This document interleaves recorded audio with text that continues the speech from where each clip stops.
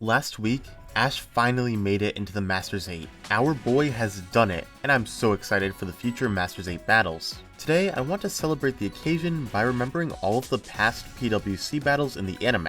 In this video, I'll be ranking the last 21 PWC battles from worst to best. This will only include battles we've seen on screen, not any off-screen battles. However, this will also include battles that don't include Ash, like Leon's battles against Flint and Raihan, etc.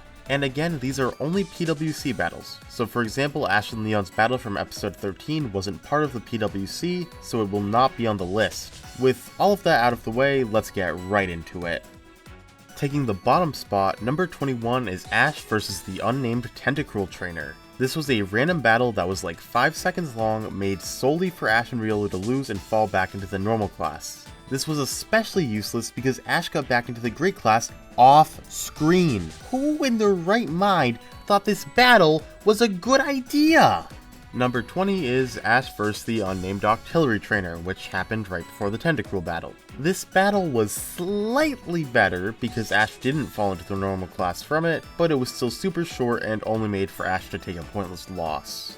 Number 19 is Ash versus Hayden, a quick PWC match from the normal class. It was a completely fine battle, nothing bad but nothing great either. I only have one complaint, which is that Ash should have used a different Pokemon other than Pikachu here. This would have been a great time to give Dragonite or Gengar some screen time. Number 18 is Ash versus Cricketina Kylie. This was another random PWC battle against a random trainer and has the same problem of using Pikachu instead of a different Pokemon. The one benefit to put this over Hayden's battle is that this match was against the main character of the day of the episode, with Kylie actually being relevant to the plot of the episode after the battle. Following that is spot number 17 being Ash versus Tony. This is one of the final random trainer battles on the list, and I give it major props for not using Pikachu. This was used to show Riolu's strength development, and that it was getting to the strength levels of other team members. It's still not an amazing battle though, being very short and part of a really bad episode. 16th place is Leon vs Flint, being the first non-Ash battle on the list. This battle was short but really good for what it was, being a nice way to expand the Masters 8 and show that Flint was in it. It was also a great way to build up Leon a bit more before he trained Ash for the rest of the episode. Wait, they kicked Flint out of the Masters 8. Whatever. The 15th spot is Ash vs Oliver. This is one of the random trainer battles, and Ash uses Pikachu, so it sounds like it should suck. However, I think it was a pretty amazing fight because of when and where it took place, being during the Pokemon Orienteering event. This battle was used to show younger kids the amazingness of a Pokemon battle, which was really cool. Still should have used a different Pokemon than Pikachu though. Spot 14 is the first battle on this list that is more than just a random 1v1, and it's Ash vs B's first battle. This fight has some actual action and strategy, so that's a plus. However, I still had to rank it rather low, as this battle was made as an excuse just for Ash to lose. The battle isn't great, because it really only exists for that purpose. Farfetch'd took a big L for no reason, and Riolu didn't really do much either. Still though, it was a decent fight. 13 is Leon vs Raihan, another Leon battle.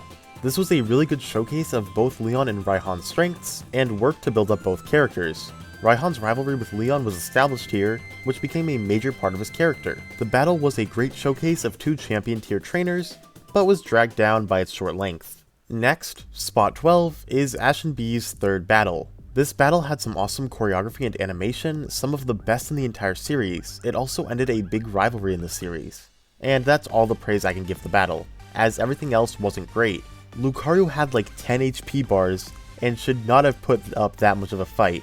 Farfetch'd took a very unfair loss again when he could have used this time to redeem himself.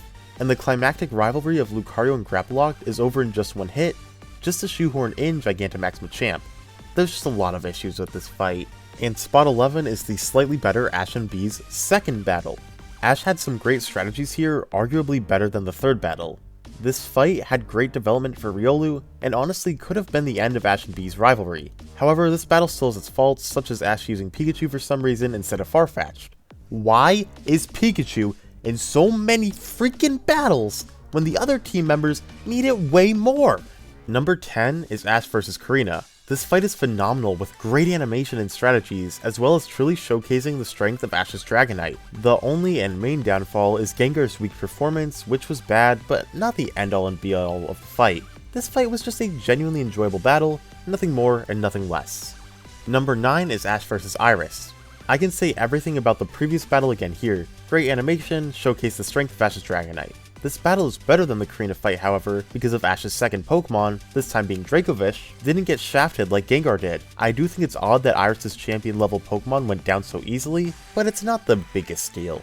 Ash vs Marnie is spot 8. While the two previous fights were basically the Dragonite show, this was the Gengar show. However, it's better than the Dragonite fights, since this was a 1v1 and it didn't have to share any spotlight with other Pokemon, and Gengar could go completely all out on its own. Ash and Gengar's strategies were on point here, and really showed off how great Gigantamax Gengar is. Also, Marnie was a really good fighter too. This is what a 1v1 should be. Following that is another 1v1, as spot 7 is Leon vs Lance. This was an absolutely perfect introduction to Leon and the PWC as a whole. We got to see the true power of the #1 trainer, and how strong Gigantamax can be.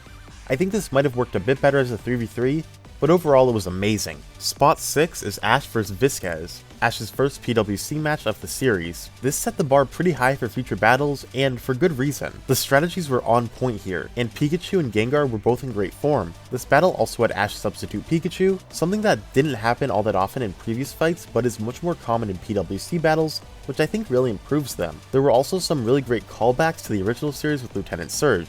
Visquez was a great opponent, and I wouldn't dream of any other way to kick off Ash's journey. Number 5 is Ash vs Rinto. This fight was amazing, with perfect setup to it, and this being a great climax. Rinto is a great and interesting rival for Ash, and I love how he played out. Surfetch's development here was amazing, and I love how its leak broke in order to help it evolve. The only problem, it's a bit rushed at the end, and Surfetch wins a bit too easily. Speaking of Ash's Surfetched, number 4 is Ash vs Dozer. This battle set up Farfetch's arc, and honestly I think it was better than the climax. Farfetch was a complete and utter badass here, and I think this is one of the best choreographed battles in the entire anime. There are so many cool things you can do with a Pokemon that uses a weapon, and Farfetch and Girder proved this with their Leak and Steel Beam, respectively.